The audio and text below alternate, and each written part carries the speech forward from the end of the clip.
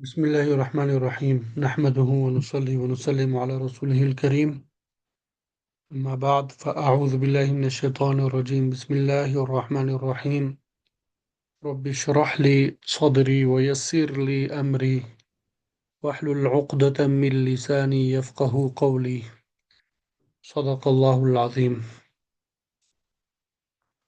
الحمد للہ اللہ کا فضل و کرم اور احسان ہے کہ ایک مرتبہ پھر آپ کے سامنے ایک قرآنی دعا جو سورہ طٰہٰ آیت نمبر 25 آیت نمبر 28 میں مذکور ہے آپ کے سامنے تلاوت کرنے کی سعادت حاصل ہوئی، اور آج 21ویں شب بھی ہے پاکستان میں، تو اللہ تعالیٰ سے دعا ہے کہ ہمیں شب قدر بھی نصیب فرما دیں، شب قدر کے انوارات اور برکات بھی ہمیں نصیب فرما دیں۔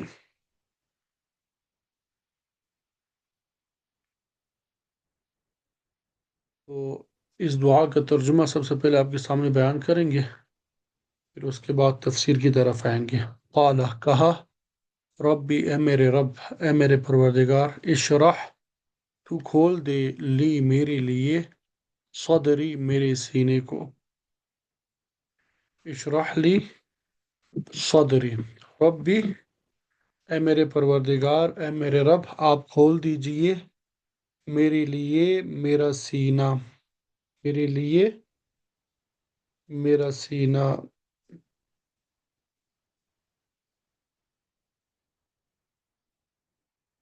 ویسر لی، اور آسان کر دے، لی، میرے لیے، امری، میرا کام، ویسر لی،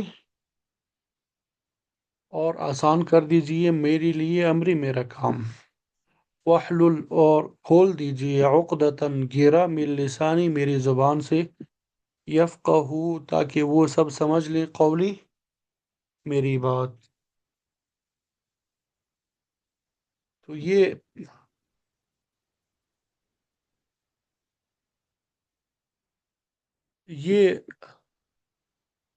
دعا کا ترجمہ آپ کے سامنے بیان کر دیا، اب اس کی تفسیر کی طرف آتے ہیں۔ اس کی تفسیر میں اللہ رب العزت نے ہمیں کیا تفصیلات بتائی ہے وہ آپ کے سامنے ذکر کریں گے۔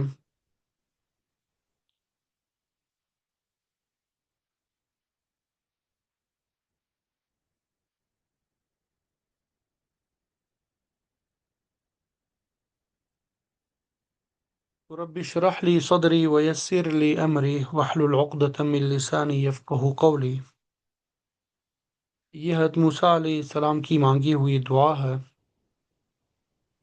جب حضرت موسیٰ علیہ السلام کو نبوت عطا فرمائی، آپ مدین سے مصر کی طرف سفر کر رہے تھے، راستے میں صحرائے سینا پڑتا ہے، اہلیہ حضرت صفورہ رضی اللہ تعالی عنہ ساتھ ہے، حمل سے ہے، رات کا وقت ہے، شدید سردی پڑ رہی ہے، اس فکر میں ہے کہ کہیں رات گزارنے کی جگہ مل جائے، تو اچانک ایک آگ نظر آتی ہے، ایک امید کی کرن دل میں پیدا ہوتی ہے کہ اس رات کے اندھیرے میں آگ ہے، تو اس آگ کا کوئی انگارہ میں لے کے آ جاؤں تو رات کی سردی دور ہو جائے۔ چنانچہ اہلیہ کو ایک جگہ ٹھہرا کے آگ کی طرف بڑھتے ہیں، ان کے دماغ میں کوئی تصور بھی نہیں تھا کہ کیا ہونے والا ہے۔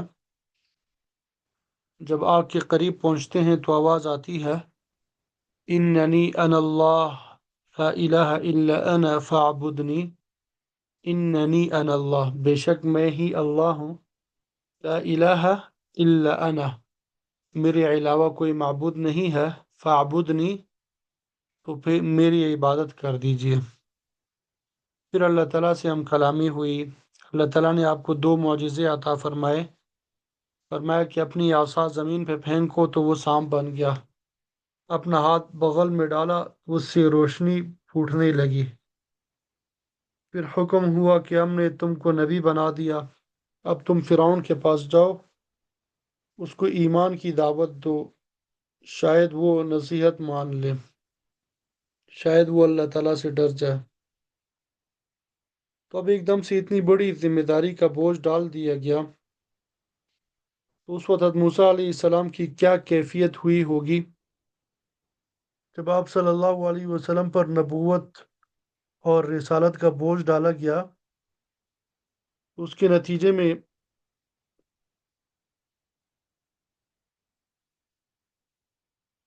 آپ کو جاڑا جو ہے وہ چڑھ گیا۔ اس صحرا میں جب موسیٰ علیہ السلام پر یہ ذمہ داری ڈالی گئی تو اس وقت آپ کے دل میں کیا کیا خیالات آئے ہوں گے؟ ان میں سے بعض خیالات کا قرآن مجید بھی ذکر فرمایا ہے۔ ایک خیال ان کو یہ آیا کہ میں تو فرعون کا مجرم ہوں، اس لیے کہ میں نے انجانے میں ایک قبطی کو قتل کر دیا تھا۔ وہ قبطی ایک اسرائیلی مظلوم کے پیچھے پڑا ہوا تھا، تو آپ اس قبطی کو صرف اتنا مارنا چاہتے تھے کہ اس سے مظلوم کو چھڑا لیں، لیکن اللہ تعالیٰ نے ان کو قوت بہت دی تھی۔ آپ نے ایک ہی مکہ مارا تو وہ ڈھیر ہو گیا، مر گیا۔ فرعون تک یہ بات پہنچ چکی تھی کہ موسیٰ علیہ السلام نے قتل کیا ہے، اس لیے خیال آیا کہ اس جرم کے ساتھ میں اس کے پاس کیسے جاؤں گا؟ وہ تو میرے خون کا پیاسا ہے۔ وَلَهُمْ عَلَيَّ ذَنْبٌ فَأَخَافُ أَن يَقْتُلُونِ، میں نے ان کا گناہ کیا ہوا ہے، اس لیے مجھے ڈر ہے کہ وہ مجھے قتل کر دیں گے۔ دوسرے یہ کہ حضرت موسیٰ علیہ السلام کی زبان میں لکنت تھی۔ روایات میں آتا ہے کہ اللہ تعالیٰ نے فرعون کے گھر میں حضرت موسیٰ علیہ السلام کی پرورش فرمائی تھی۔ فرعون کی بیوی تو حضرت موسیٰ علیہ السلام سے بہت محبت کرتی تھی، ان کی خواہش تھی کہ یہ ہمارے پاس رہیں، ہم ان کو پالیں، لیکن فرعون کو ہر وقت یہ ڈر لگا رہتا تھا کہ مجھے نجومیوں نے کہا ہے کہ ایک بچہ پیدا ہوگا جو تمہاری ہلاکت اور تباہی کا باعث ہوگا۔ اس لیے جب کبھی حضرت موسیٰ علیہ السلام کی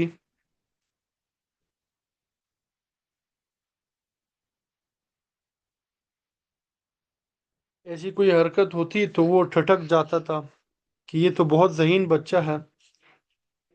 اللہ تعالیٰ کی طرف سے فرعون کی بیوی حضرت آسیہ کے دل میں یہ بات آئی کہ آپ امتحان کر لیں کہ آیا یہ نادان بچہ ہے یا کچھ اور ہے۔ وہ امتحان اس طرح کرے کہ ایک طرف ہیرا رکھ دیں، دوسری طرف آگ کا انگارہ رکھ دیں۔ اگر یہ بچہ ہیرا اٹھا لے تو سمجھ لو کہ یہ سمجھدار ہے، اور اگر انگارہ اٹھائے تو سمجھ لو کہ یہ نادان بچہ ہے۔ چنانچہ موسیٰ علیہ السلام نے انگارہ اٹھا کے زبان پہ رکھ لیا۔ اللہ تبارک و تعالیٰ نے ان سے یہ کام کرایا تاکہ فرعون مطمئن ہو جائے کہ یہ کوئی خاص بات نہیں ہے، یہ بچہ ہی ہے۔ لیکن زبان پر انگارہ رکھنے کا اثر یہ ہوا کہ زبان میں لکنت پیدا ہو گئی۔ بعض روایات سے معلوم ہوتا ہے، واللہ عالم، قرآن مجید سے صرف اتنا معلوم ہوتا ہے کہ ان کی زبان میں لکنت تھی۔ اب حضرت موسیٰ علیہ السلام کو یہ فکر کہ مجھ سے بات پوری طرح کی بھی نہیں جاتی، میری زبان میں لکنت اور ہکلاہٹ ہے، میں کیسے فرعون کے سامنے جا کے بات کروں اور پھر اکیلا جاؤں، کوئی میرا حامی نہیں، کوئی میرا حمایتی نہیں، اتنا بڑا مطالبہ اس کے پاس لے کے جا رہا ہوں کہ تو اپنی خدائی کا دعوت چھوڑ دے اور اللہ کو خدا مان کر سارے اپنے برے عقائد سے توبہ کر لے، اور بنی اسرائیل جن کو تو نے اپنا غلام بنا کر رکھا ہے ان کو ہمارے حوالے کر دے۔ تو اتنے بڑے مطالبات لے کے میں تنہا اور اکیلا جاؤں گا۔ اس موقع پہ موسیٰ علیہ السلام نے یہ دعا فرمائی، رب اشرح لی صدری ویسر لی امری واحلل عقدۃ من لسانی یفقہوا قولی واجعل لی وزیرا من اہلی ہارون اخی اشدد به ازری واشرکہ فی امری۔ اے میرے پروردگار، میرے لیے میرا سینہ کھول دیجئے، اور جو کام آپ نے میرے حوالے کیا ہے اس کو میرے لیے آسان فرما دیجئے، اور میری زبان کے اندر جو گیرا پڑی ہوئی ہے، جو رکاوٹ ہے، اس کو دور کر دیجئے، یفقہوا قولی، تاکہ وہ لوگ میری بات سمجھ لے، وجعل لی وزیرا من اہلی، اور میرے گھر والوں میں سے ایک میرا وزیر مجھے دے دیجئے، ہارون اخی، میرے بھائی ہارون کو، اشدد بھی ازری، اس کے ذریعے میری طاقت کو بڑھا دیجئے، واشرکہ فی امری، اس اس کو میرے معاملے میں میرا شریک بنا دیجئے، یعنی جس طرح آپ نے مجھے پیغمبر بنایا ہے، اس کو بھی پیغمبر بنا دیجئے، کئی نسبحک کثیرا، تاکہ ہم دونوں مل کر آپ کی خوب کثرت سے پاکی بیان کریں، ونذکرک کثیرا، اور آپ کا خوب کثرت سے ذکر کریں، انک کنت بنا بصیرا۔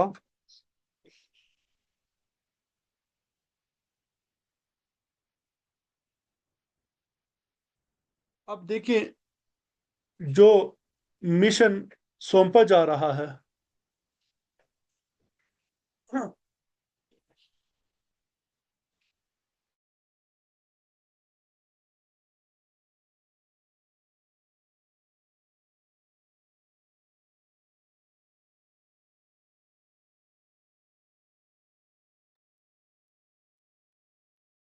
اب آپ دیکھیں کہ جو مشن سونپا جا رہا ہے وہ تو یہ ہے کہ فرعون کے پاس جانا، اس کو دعوت دینا، اس کی اصلاح کی فکر کرنا، اس کے لیے یہ ساری دعائیں ہو رہی ہیں،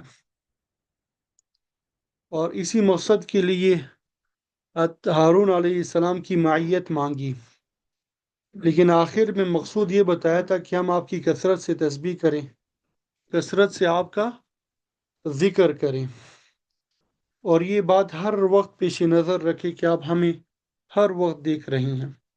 تو دیکھیے، سیدھی سی بات یہ تھی کہ یہ دعا کرتے کہ آپ میرا سینہ کھول دیجئے، میری زبان میں طاقت دے دیجئے، میرے بھائی کو میرا محافظ بنا دیجئے، تاکہ ہم مؤثر انداز میں فرعون کو دعوت دے سکیں۔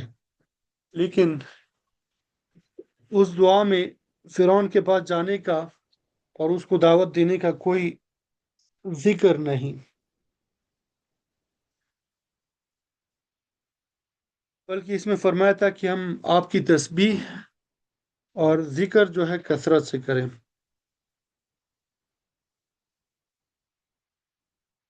اس کے ذریعے یہ بتلانا مقصود ہے کہ چاہے کسی بادشاہ کو دعوت دی جا رہی ہو، یا کہیں تبلیغ کے لیے آدمی جا رہا ہو، یا تعلیم حاصل کرنے کے لیے جا رہا ہو، یہ سب کام بذات خود مقصود نہیں، نہ تعلیم بذات خود مقصود ہے، نہ تبلیغ بذات خود مقصود ہے، نہ بادشاہ کی اصلاح بذات خود مقصود ہے، بلکہ مقصود اصلی یہ ہے کہ ہم آپ کی تسبیح اور آپ کا ذکر کثرت سے کریں، یعنی آپ کے ساتھ ہمارا تعلق مضبوط ہو جائے، اور اب ہم چاہیں ہم کسی کام میں مصروف ہوں، چاہے فرعون کی اصلاح کر رہی ہوں، بنی اسرائیل کا دفاع کر رہی ہوں، چاہے ہم دونوں بھائی مل کے عظیم مشن پہ روانہ ہو رہے ہوں، لیکن ہمارا مقصود اصلی یہ ہے کہ آپ کے ساتھ ہمارا تعلق اتنا مضبوط ہو جائے کہ چلتے پھرتے اٹھتے بیٹھتے ہر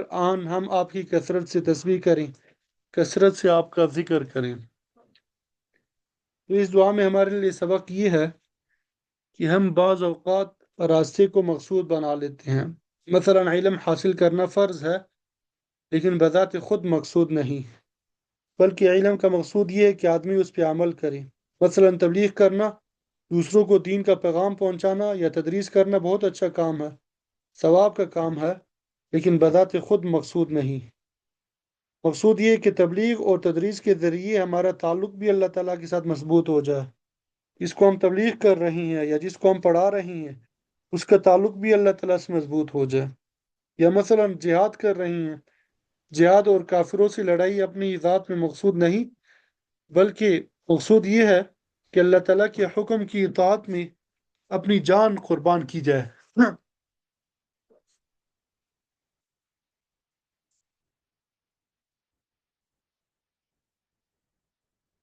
اللہ تعالیٰ کے حکم کی اطاعت میں اپنی جان قربان کرنے کے لیے تیار ہوں، اور تیار ہونے کے بعد اللہ تعالیٰ کے ساتھ ہمارا تعلق مضبوط ہو جائے۔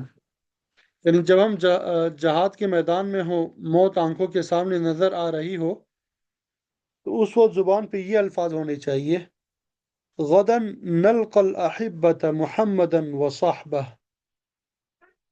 حضرت بلال آپ صلی اللہ علیہ وسلم کے مؤذن تھے، وفات کے وقت ان کی زبان پر یہ الفاظ تھے: غداً نلقى الأحبة محمدا وحزبه۔ کل ہماری ملاقات اپنی دوستوں سے ہوگی، یعنی آپ صلی اللہ علیہ وسلم اور آپ کے صحابہ سے ملاقات ہوگی، جو مقصود اصلی ہے، یعنی اللہ تعالیٰ کے تعلق اور آپ صلی اللہ علیہ وسلم کی معیت، اس کی طرف دھیان ہے۔ تو بہرحال ہم دین کے کسی بھی شعبے میں کام کر رہے ہوں، تعلیم کا شعبہ ہو، سب کا مقصود یہ ہو: کئی نسبحک کثیرا ونذکرک کثیرا انک کنت بنا بصیرا۔ تو اس دعا میں جو الفاظ ہیں ان پہ ذرا غور کریں۔ پہلی دعا یہ فرمائی: رب اشرح لی صدری، اے اللہ میرا سینہ میرے لیے کھول دیجئے یا کشادہ کر دیجئے۔ یہ اردو زبان بہت چھوٹی زبان ہے، اس کے اندر مفہوم کو ادا کرنے کے لیے کوئی الگ لفظ نہیں ہوتا۔ اس کا نتیجہ یہ ہے کہ جب ہم ترجمہ کرتے ہیں، ہم اسی محدود دائرے میں رہتے ہوئے کرتے ہیں۔ شرح یشرح شرحا جو عربی زبان کا لفظ ہے، اس کا اردو میں ترجمہ کرتے ہیں تو کہتے ہیں کھولنا۔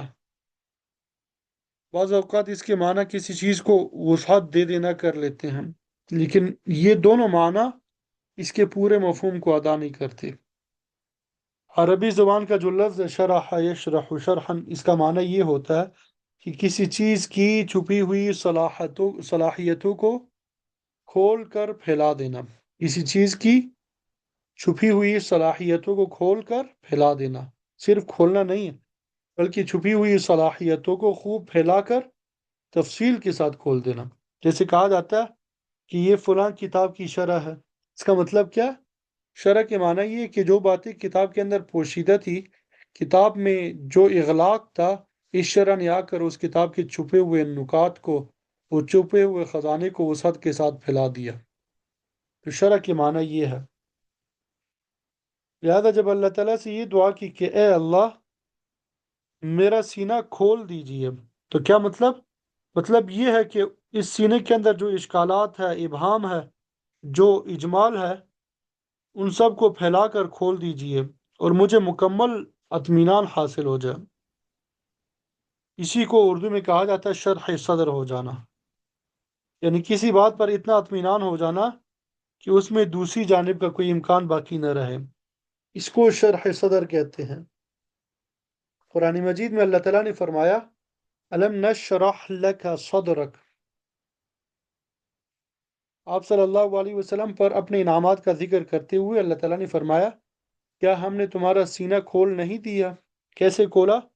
وحی نازل ہونے اور نبوت ملنے کے بعد آپ صلی اللہ علیہ وسلم پر طویل زمانہ ایسا گزرا ہے کہ آپ سخت بے چینی کے اندر مبتلا تھے۔ بعض روایات میں آتا ہے کہ آپ صلی اللہ علیہ وسلم نے فرمایا کہ میں ایسے حالات سے گزرا ہوں کہ دل چاہتا ہے پہاڑ پہ چڑھ کے خود کشی کر لوں۔ ایسی بے چینی کا ہم اور آپ تصور بھی نہیں کر سکتے۔ بعد میں اللہ تعالیٰ نے آپ کی اس بے چینی کو دور کر کے آپ کا سینہ کھول دیا۔ اس نعمت کو اللہ تعالیٰ بتا رہے ہیں: الم نشرح لک صدرک، کہ ہم نے تمہارا سینہ کھول نہیں دیا تھا۔ ووضعنا عنک وزرک، اور تمہارے اوپر سے جو بوجھ تھا جس نے تمہاری کمر توڑ رکھی تھی، وہ بوجھ ہم نے نہیں ہٹایا۔ الذی انقض ظہرک۔ بہرحال اس موقع پہ اللہ تعالیٰ نے شرح صدر کا لفظ استعمال فرمایا۔ ظاہر ہے کہ آپ صلی اللہ علیہ وسلم نے اپنی آنکھوں سے سب کچھ دیکھا۔ جبرائیل علیہ السلام نے آپ کو وحی پہنچائی، اس لیے آپ کو پورا یقین تھا، لیکن وہ کیا کیفیات تھی جن سے آپ گزر رہے تھے، اللہ تعالیٰ ہی ان کیفیات کو بہتر جانتے ہیں، لیکن وہ کیا کیفیات تھی جن سے آپ گزر رہے تھے، اللہ تعالیٰ ہی ان کو بہتر جانتے ہیں۔ باوجود ہے کہ اس کیفیت میں بھی اللہ تعالیٰ کی وحی پہ ایمان رکھتے تھے، لیکن طبیعت میں ایک گٹھن تھی، ایک اضطراب تھا، ایک بے چینی تھی۔ جب اللہ تعالیٰ نے اس بے چینی کو کھول دیا تو اس وقت آپ کو شرح صدر حاصل ہو گیا۔ تو شرح صدر جو ہے یہ اللہ تعالیٰ کی بڑی نعمت ہے کہ آدمی کو کسی چیز پہ اتنا اطمینان ہو جائے کہ اس کے خلاف کوئی تصور اس کو بھٹکا نہ سکے۔ اس کو شرح صدر کہتے ہیں۔ ہمیں ہر چیز میں اس شرح صدر کی ضرورت ہوتی ہے۔ فرض کرو ایک آدمی کو یہ اشکال ہے کہ میں کون سی تجارت سے شروع کروں، اس کے سامنے کئی راستے ہیں، اب وہ بے چینی اور اضطراب میں مبتلا ہے کہ یہ تجارت کروں یا یہ کروں، اس تجارت میں یہ اشکال ہے، دوسری تجارت میں یہ اشکال ہے۔ اس موقع پہ وہ اللہ تعالیٰ سے دعا کرے اور کہے رب اشرح لی صدری، اے اللہ مجھے شرح صدر عطا فرما دیجئے، میرا سینہ کھول دیجئے کہ میں کون سا راستہ اختیار کروں۔ اسی طرح اگر کسی کو اپنا رشتہ کرنا ہے یا اپنے بچوں کا رشتہ کرنا ہے، اب اس کے سامنے کئی راستے ہیں، یہاں رشتہ کروں یا وہاں رشتہ، اس موقع پہ انسان بے چین ہو جاتا ہے۔ تو اس موقع پہ وہ اللہ تعالیٰ سے دعا کرے اور کہے رب اشرح لی صدری، اے اللہ میرا سینہ کھول دیجئے، یعنی جو صحیح راستہ ہے اس پر میرا دل اس طرح جم جائے کہ اس میں کوئی شک اور شبہ باقی نہ رہے، اطمینان کامل حاصل ہو جائے۔ اس کو شرح صدر کہتے ہیں۔ حضرت موسیٰ علیہ السلام نے سب سے پہلے اسی شرح صدر کو مانگا، یعنی سب سے پہلی چیز جس کی مجھے اس وقت ضرورت ہے وہ شرح صدر ہے، اس لیے کہ میرے دل میں طرح طرح کی وسوسے آ رہے ہیں، طرح طرح کی خدشات پیدا ہو رہے ہیں کہ یہ لوگ مجھے مار دیں گے، مجھے قتل کر دیں گے، میری بات نہیں سنیں گے، مجھے دھتکار دیں گے، مجھے داخل نہیں ہونے دیں گے، میری قوم کو نقصان پہنچا دیں گے۔ اس طرح کے بے شمار وسوسے آ رہے ہیں، لہذا پہلی حاجت میری یہ ہے کہ میرا سینہ کھل جائے اور مجھے اطمینان ہو جائے کہ میں جو کام کرنے جا رہا ہوں بس وہی صحیح کام ہے۔ اسی اطمینان کامل کی ہمیں ہر قدم پہ ضرورت ہوتی ہے، خاص طور پہ جب کوئی شخص مقتدی اور عالم ہوتا ہے، لوگ اس سے مسائل پوچھتے ہیں تو بعض اوقات مسئلے کے اندر انسان کی کو کشمکش پیش آتی ہے کہ وہ جواب دوں یا یہ جواب دوں۔ اس موقع پہ اللہ تعالیٰ کی طرف رجوع کرتا ہے، یہ دعا کرتا ہے رب اشرح لی صدری، تو اللہ تعالیٰ اس کا سینہ کھول کر اس کو اس بات پہ اطمینان عطا فرما دیتے ہیں جو اللہ تعالیٰ کی رضا کے مطابق ہوتی ہے۔ لیکن یہ اطمینان قلب کس مرحلے پہ جا کے حاصل ہوتا ہے؟ ہر ایک کو حاصل نہیں ہوتا۔ ایک طالب علم تھے، تازہ تازہ دورادی سے فارغ ہوئے تھے، فتویٰ لکھنے کی مشق شروع کر دی۔ ایک مرتبہ انہوں نے ایک فتوے کا جواب لکھا، وہ فتویٰ ایسا تھا کہ اس میں دو رائیں ہو سکتی تھی۔ جواب لکھنے کے بعد وہ فتویٰ تھانوی صبر رحمۃ اللہ علیہ کے پاس لے گئے۔ آج نے ان سے سوال کیا کہ تم نے یہ جواب کیسے لکھا؟ اس نے جواب دیا کہ مجھے اس جواب پہ شرح صدر ہو گیا۔ حضرت نے فرمایا کہ ماشاء اللہ آپ کو بھی شرح صدر ہونے لگا۔ مطلب یہ تھا کہ کافی تجربے کے بعد جا کے آدمی کو یہ بات حاصل ہوتی ہے کہ اس کو کسی بات پہ شرح صدر عطا فرما دیتے ہیں۔ اب یہ طالب علم جو ابھی طفل مکتب تھے، جمعہ 8 دن اس کو پڑھے ہوئے ہو گئے، اب بڑوں کے سامنے کہہ رہے ہیں کہ میرا صدر ہو گیا۔ بعض اوقات کوئی آدمی جہل مرکب میں مبتلا ہو جاتا ہے تو وہ بھی شرح صدر ہونے کا دعویٰ کرتا ہے، اس کو پکا یقین ہوتا ہے کہ اس کو جو سمجھ میں آ رہا ہے وہ بالکل صحیح ہے۔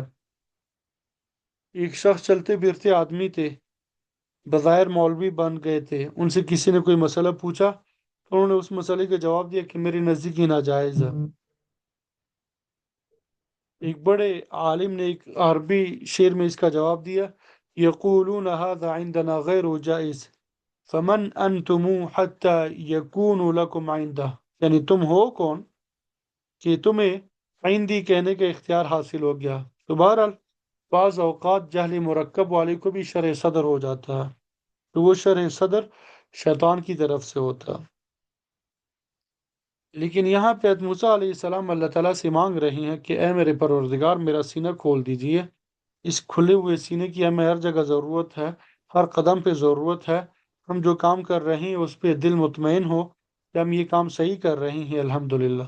لہذا اللہ تعالیٰ سے ہر وقت ماننے کی بھی ضرورت ہے کہ اے اللہ میرا سینہ کھول دیجیے۔ یہ سینے کا کھل جانا اور کشمکش سے نکل جانا، صحیح راستے اختیار کر لینا، اس پہ مکمل اطمینان بھی حاصل ہو جانا، یہ چیز انسان کی اختیار میں نہیں ہوتی، بلکہ یہ اللہ تعالیٰ کی عطا ہوتی ہے۔ تو بہرحال پہلی چیز جو حضرت موسیٰ علیہ السلام نے مانگی وہ شرع صدر تھی، وَيَسِّرْ لِي أَمْرِي، میرے سارے کاموں کو آسان کر دیں۔ ان کو کتنے بڑے بڑے کام انجام دینے ہیں کہ یہاں سے سفر کر کے پہلے مصر جانا، جہاں موسیٰ علیہ السلام کی گرفتاری کے وارنٹ نکلے ہوئے ہیں، جہاں ان کے خلاف قتل عامد کا مقدمہ چل رہا ہے، جہاں ان کو پکڑنے والے لوگ موجود ہیں، وہاں فرعون کے دربار تک پہنچنا اور دربار میں پہنچ کر فرعون کی مرضی کے بالکل خلاف بات کرنا، یہ سارے کام پہاڑ کی طرح تھے۔ لیکن کتنا بھی بڑا پہاڑ ہو، اللہ تعالیٰ سے مانگنا کہ اے اللہ میرے لیے اس کو آسان کر دیجیے۔ لہذا جب بھی کوئی کسی انسان کو کوئی مشکل پیش آئے یا کوئی مسئلہ درپیش ہو، وہ بہت مشکل نظر آ رہا ہو، تو اس وقت کیوں خواہ مخواہ پریشان ہو؟ ارے جس کا اللہ ہو اس کو پریشانی کیوں ہو؟